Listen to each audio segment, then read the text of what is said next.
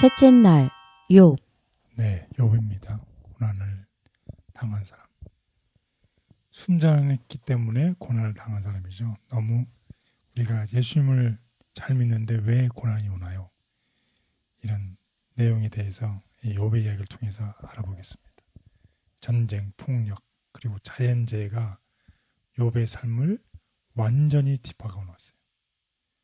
우리 역시도 자연재해든 이 세상에 막연한 악으로 인해서 발생한 어떤 재난이든지 다양한 이 재난에 우리가 다 노출되어 있습니다. 그런 상황에서 만약에 우리에게 이런 예상치 못한 재난이 발생하면 우리는 어떤 반응을 해야 될까요? 욥은 어떻게 반응했나요? 욥은 하나님을 비난하지도 않았고 하나님을 버리지도 않았습니다.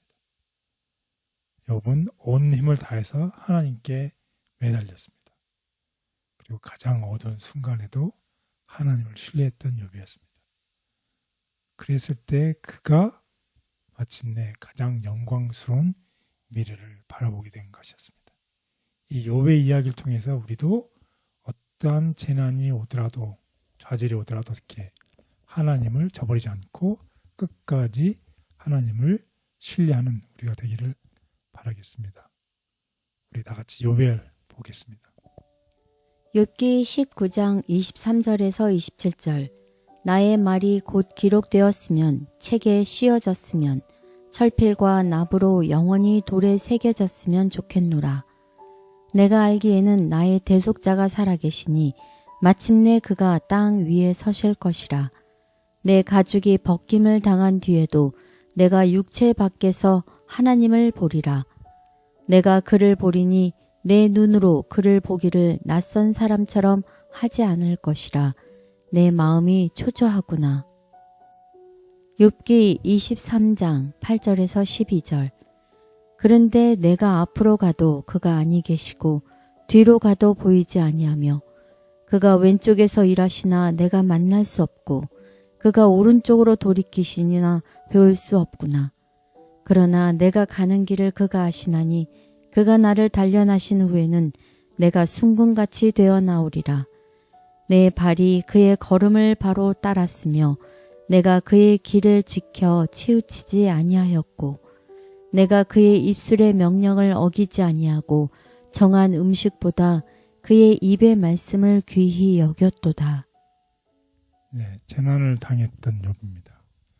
우리가 낙심하지 않는다면 정말 가장 혹독한 시련 가운데서도 욥처럼 하나님께서 항상 함께 하신다는 사실을 보게 될 것이라는 것입니다. 그런 상황 속에서도 여전히 하나님은 우리를 사랑하시고 연약한 가운데서도 우리에게 힘을 주시고 낙심할 때는 우리에게 용기를 주시고 재난 가운데서는 소망을 얻을 수 있도록 우리를 강하게 하신다는 것입니다.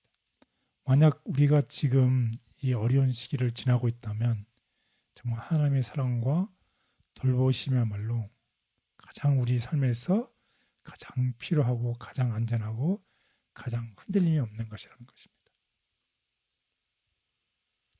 그래서 사탄은 어떻게 하나요? 사탄은 늘 하나님에 대한 사랑을 왜곡시키기 위해서 정말 하나님이 정말 우리를 사랑하시는지 우리가 하나님의 사랑을 어떻게 의심하도록 하기 위해서 우리에게 고통, 괴로움, 상실, 역경으로 우리를 괴롭힙니다. 우리가 인생에서 다 당하는 것들이죠. 우리가 고통도 당하고 우리가 괴로움도 당하고 우리가 좌절에 빠지기도 하고 우리가 역경에 처하기도 할 때 우리가 정말 괴로운 상황에 처해 있습니다. 그럴 때 우리는 하나님을 원망하고 거부하거나 두 가지 선택이죠. 우리가 할 수 있는 선택은 그런 상황에 왔을 때 우리가 하나님을 원망하고 거부할 수 있는 선택이 있고 또 하나의 선택은 그럼에도 불구하고 우리가 온 힘을 다해 하나님을 매달리는 것입니다. 우리 주변에 격렬한 전투가 벌어지고 있지만 우리가 싸우고 있는 것은 이 육의 싸움이 아니라 어떤 싸움이라고 하나요? 영의 싸움이죠.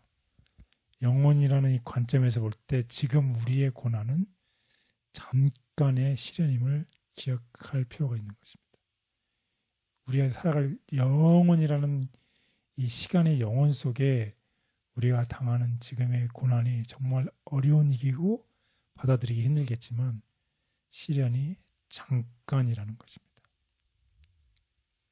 그래서 우리가 지금 보고 있는 것보다 우리에게는 더 훨씬 큰 그림을 우리가 보고 깨달을 수 있는 이 영적인 눈이 필요하다는 것입니다. 그래서 우리에게 가장 막막하고 아무것도 할 수 없는 그 순간에도 어떻게 하라? 하나님을 신뢰하라는 것입니다. 하나님을 믿으라는 것입니다. 하나님은 여러 가지 방법으로 당신의 사랑을 우리에게 보여주시는 것입니다. 지금 당장 우리가 지금 이 순간에 좌절의 순간, 어려움의 순간에 하나님의 사랑을 당장 깨닫지 못한다 할지라도 하나님이 여전히 우리를 돌보신다는 이 중요한 진리를 굳게 붙잡게 되기를 바라겠습니다. 나는 그를 의지하리니 모든 사람의 경험 가운데는 통렬한 실망과 철저한 낙담의 때 곧 슬픈 운명에 처하여 하나님께서 여전히 이 세상에 태어난 그분의 자녀들을 보호하신다는 사실을 믿기 어려운 날들, 고통이 영혼을 괴롭혀 마침내 죽는 것이 사는 것보다 나은 것처럼 보이는 날들이 이르러 온다. 이런 때에 많은 사람이 하나님께 대한 그들의 신앙을 잃어버리고 의심의 노예가 되고 불신의 속박에 얽매인다. 만일 우리가 이와 같은 때에 영적 통찰력을 가지고 하나님의 섭리가 무엇을 의미하는지를 분별할 수 있다면 그 같은 상태에서 우리를 구원하여 우리의 발을 영원한 삶보다 더 튼튼한 기초 위에 세우려고 노력하는 천사들을 보게 될 것이다. 그리고 새 신앙과 새 생애가 싹트게 될 것이다. 충실한 욥은 그의 고통과 어둠의 날에 다음과 같이 말하였다. 내 마음에 원하오니 죽는 것이 나으리이다. 내가 생명을 싫어하고 항상 살기를 원치 아니하오니 나를 놓으소서. 내 날은 헛것이니이다. 그러나 욥은 지친 생애에도 불구하고 죽도록 허락되지 않았다. 그에게 장래의 가능성이 지적되었고 희망의 기별이 전달되었다. 내가 굳게 서서 두려움이 없으리니 곧 환난을 잊을 것이라. 내가 추억할지라도 물이 흘러감 같을 것이며 욥은 실망과 낙담의 깊은 구덩이에서 하나님의 자비와 구원하시는 능력을 절대적으로 신뢰하는 높은 경지로 올라갔다. 그는 의기양양하여 다음과 같이 말하였다. 비록 그가 나를 죽이실지라도 나는 그를 의지하리니. 사탄은 고난을 통해 주님을 원망하게 만들지만 지금 보는 것보다 더 큰 그림이 있으며 믿는 자에게 주어진 도전은 막막한 때에도 하나님을 신뢰하는 것이다. 위로 대신 고통을 준 친구들. 친구들은 그를 위로하기 위해 왔지만 그들은 그의 행동에 죄가 많기 때문에 욥이 고통당한다는 것을 인식시키려고 애를 썼다. 그들은 욥을 하나님께 죄 있는 사람으로 만들어 하나님의 심판을 마땅히 받아야 할 사람으로 나타냄으로써 욥에게 큰 시험을 주었고 하나님을 잘못 나타내었다. 하지만 욥은 충성의 길에서 단 한 치도 벗어나지 않았고 하나님은 그의 신실한 종에게 상을 주셨다.